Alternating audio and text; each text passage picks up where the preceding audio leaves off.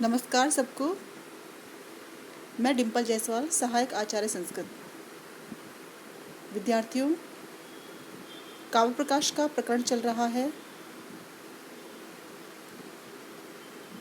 इससे पहले वाले वीडियो में हमने काव्य प्रयोजनों का वर्णन किया। प्रस्तुत वीडियो में हम काव्य के हेतुओं का वर्णन करने जा रहे हैं।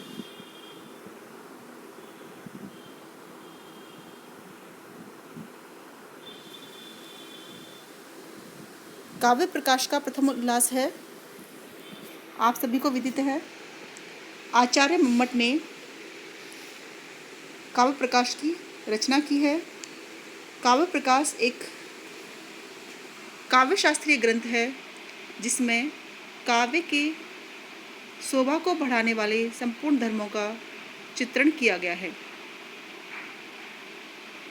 इससे पूर्व हमने अध्ययन किया कि किन प्रयोजनों के लिए काव्य की रचना की जाती है। अब हमारे हृदय में एक जिज्ञासा उत्पन्न होती है कि वस्तुतः काव्य के हेतु क्या हैं। हेतु का मतलब यहाँ पर कारण से है कि काव्य रचना के कारण क्या हो सकते हैं। आप सभी जानते हैं कि काव्य रचना करना हर किसी के वश की बात नहीं होती है। कोई भी चाहे कि हम काव्य रचना कर लें तो ऐसा नहीं है कि वह आसानी से काव्य रचना कर सकता है। तो इस काव्य निर्माण में उसके हेतुओं को जानना अति आवश्यक हो जाता है। इसी जिज्ञासा की शांति के लिए यहाँ पर आचार्य मम्मट ने एक कारिका दी है।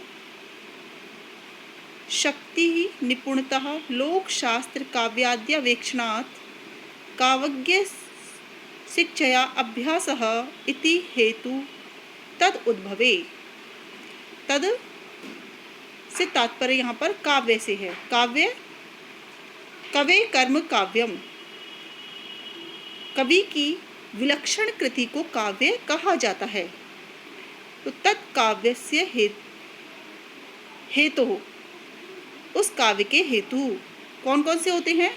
शक्ति, निपुणता और अभ्यास। तीन हेतु यहाँ पर कहे गए हैं। शक्ति, निपुणता, अभ्यास इति हेतु तद उद्भवे। उस काव्य के निर्माण में शक्ति, निपुणता और अभ्यास ये हेतु कहे गए हैं।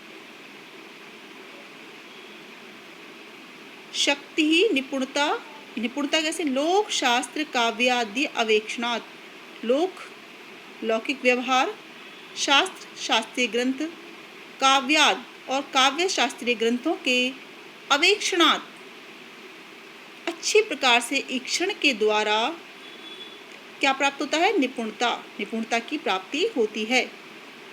काव्यज्ञ शिक्षया, काव्यज्ञ जो काव्य को भली भांति जानने वाले हैं, उन महान विद्वानों की शिक्षा के द्वारा किसकी प्राप्ति होती है? अभ्यास, अभ्यास की प्राप्ति होती है।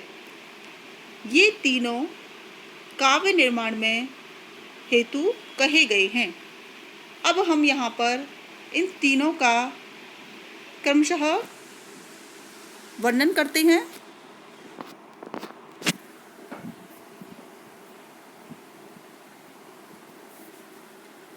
शक्ति, काव्य निर्माण में प्रथम हेतु है शक्ति। शक्ति क्या होती है? शक्नोति पुमान् काव्य निर्माणाय आस्वादनाय वा अनया शक्ति। शक्ति वह ईश्वर प्रदत्त सामर्थ्य है जो कि हमारे हृदय में, सहृदय सामाजिक के हृदय में आदृष्ट संस्कार के रूप में विद्यमान रहते हैं। इसी का दूसरा नाम प्रतिभा है।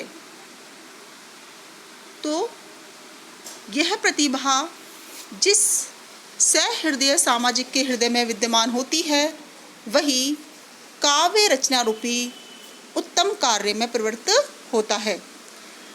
तो काव्य रचना के लिए प्रथम हेतु क्या हुआ? प्रतिभा।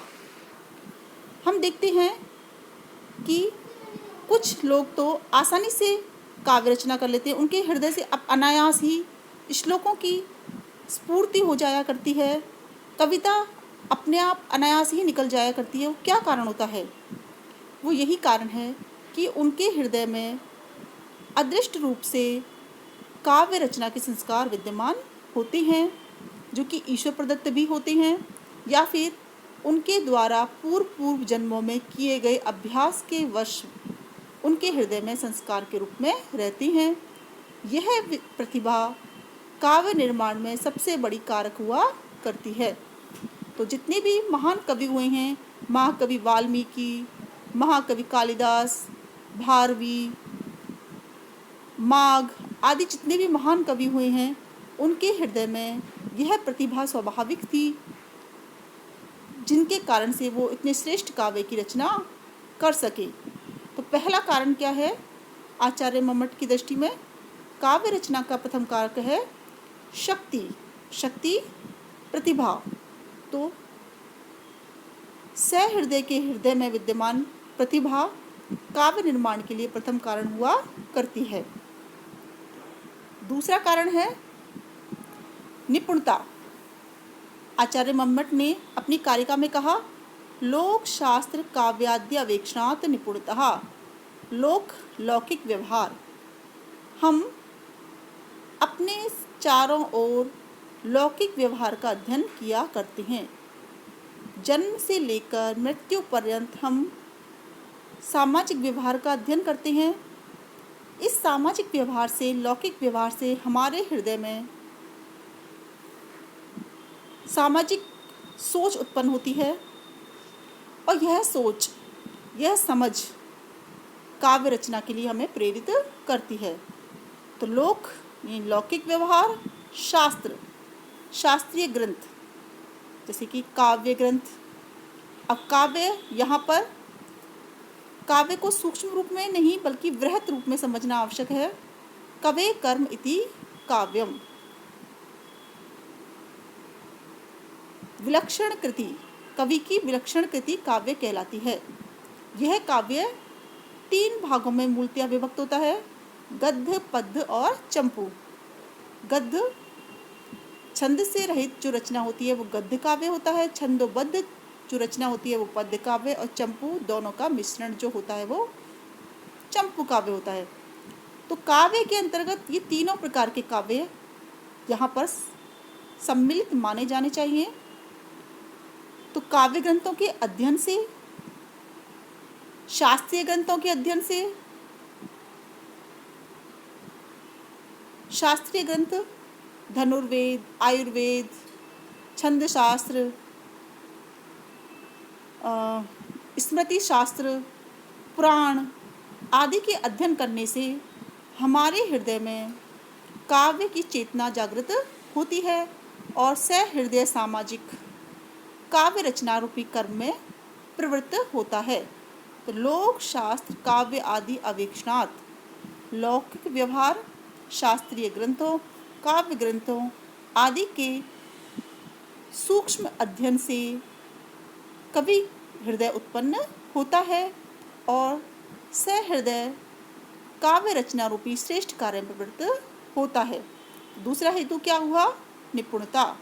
तो निपुणता की प्राप्ति केवल प्रतिभा होना ही आवश्यक नहीं है कि हमारे हृदय में प्रतिभा है तो ही हम काव्य की रचना कर सकते हैं। प्रतिभा के साथ साथ काव्य रचना रूपी कर्म में निपुणता होना भी आवश्यक है। और यह निपुणता किससे आती है? लौकिक ग्रंथों, शास्त्रीय ग्रंथों, काव्य ग्रंथों के अध्ययन से, सूक्ष्म अध्ययन से, बारीकी से जब इनका अध्ययन किया जाता है, मनन किया जाता है, चिंतन किया जाता है, तो काव्य रचना में निपुणता प्राप्त होती है। दूसरा कारण क्या हुआ? निपुणता। तीसरा कारण और अत्यधिक महत्वपूर्ण कारण है अभ्यास। बिना अभ्यास के कोई भी वस्तु इच्छित परिणाम देने वाली नहीं हुआ करती। तो जब तक हम किसी भी कार्य में अभ्यास नहीं करेंगे, वह कार्य अपनी उत्कृष्टता को प्राप्त नहीं होता है। काव्यज्ञ शिक्षया अभ्यासः। काव्यज्ञ, काव्य को अच्छी प्रकार से जानने वाले जो भी महान कवि हुए हैं, महान पुरुष हुए हैं, उनकी शिक्षया, उनके द्वारा प्रदान की गई शिक्षा के द्वारा अभ्यासः, अभ्यास की प्राप्ति होती है।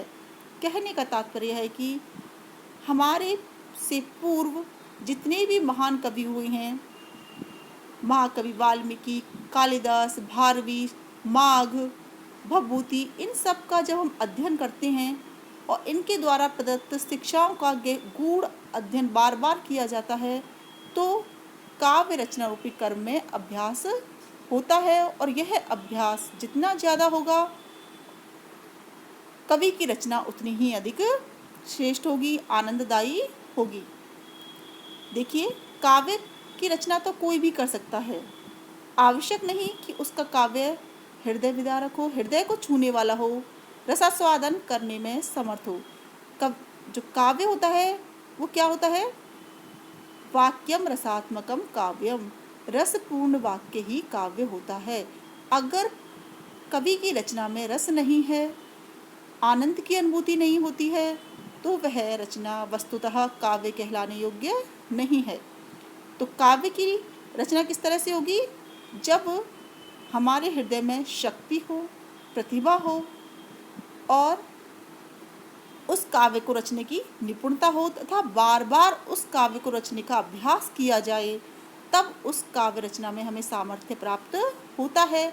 ऐसा काव्य ही सहृदय सामाजिकों को रसानुभूति कराने में समर्थ हुआ करता है।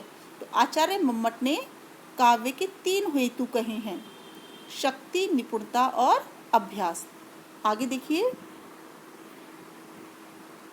आगे आचार्य कवि कहते हैं, हेतु तद उद्भवा।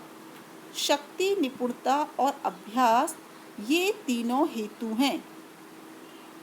कैसे हेतु हैं? दंड चक्र आदि न्यायेन हेतु नातु हेतवः। दंड चक्र आदि न्याय से ये कैसे हैं? हेतु हैं।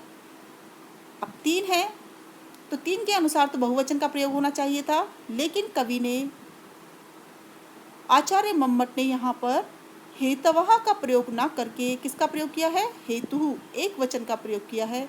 उसका कारण क्या है? कि ये तीनों मिलकर काव्य के हेतु हुआ करते हैं, ना कि अलग अलग। उसके लिए उन्होंने दंड चक्र आदि न्याय का प्रयोग किया है। दंड यानी डंडा, चक्र यानी चाक।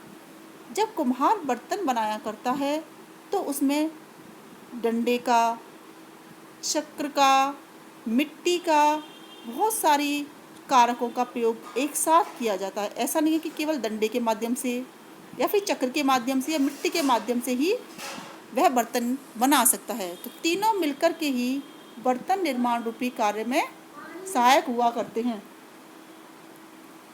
उसी प्रकार से जो काव्य का निर्माण है, वह भी केवल ना तो प्रतिभा से, ना केवल निपुणता से और ना अभ्यास से, अपितु इन तीनों के सामंजस्य से ही काव्य का निर्माण हो सकता है। इसलिए कवि ने यहाँ पर हेतु कहा है, ना कि हेतवः शब्द का प्रयोग किया है। तो इस प्रकार से प्रस्तुत वीडियो में हमने काव्य के हेतुओं का वर्णन किया, जिनका आप अभ्यास करें।